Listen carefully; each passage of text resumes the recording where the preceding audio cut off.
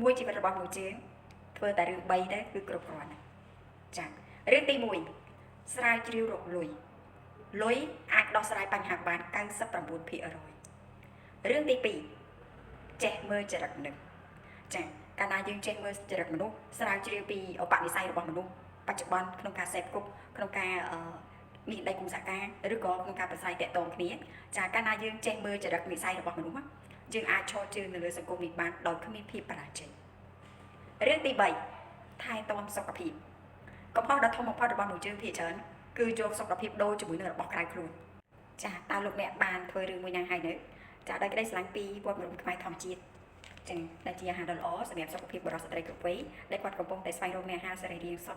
100% ចាជំនួយដល់ការគេងលក់ជំនួយដល់ការបន្ទប់បង់ហើយជាពិសេសសម្រាប់បងប្អូនខ្លះដែលគាត់ពិបាកក្នុងការផ្ចង់អារម្មណ៍ចាសម្រាប់ការរៀនឬក៏គិតគូរនៃកិច្ចការងារផ្សេងអាចជ្រើសជាមួយនឹងអាហារសុខភាពវត្តមនុស្សខ្មែរធម្មជាតិនេះបានចាសម្រួលដល់សរីរាង្គកាយនិងស្ដារសុខភាពរបស់លោកអ្នកឲ្យល្អប្រសើរឡើងពីមួយថ្ងៃទៅមួយថ្ងៃកុំចាំតតែឈឺបងប្អូនញ៉ាំអាហារសុខភាពជំនួយវាជាប្រភេទអាហារ Super Food ល្អបំផុតសម្រាប់សុខភាពបុរសស្ត្រីគ្រប់វ័យចាប់អារម្មណ៍អាចទំនាក់ទំនងបានតាមលេខ Telegram ខាងលើคลิปវីដេអូនេះចាឬក៏អាចទាក់ទងបានតាម Page វត្តមនុស្សខ្មែរធម្មជាតិតាមរយៈ TikTok និង Telegram សូមអរគុណដែលក្តីស្រឡាញ់ពីវត្តមនុស្សខ្មែរធម្មជាតិ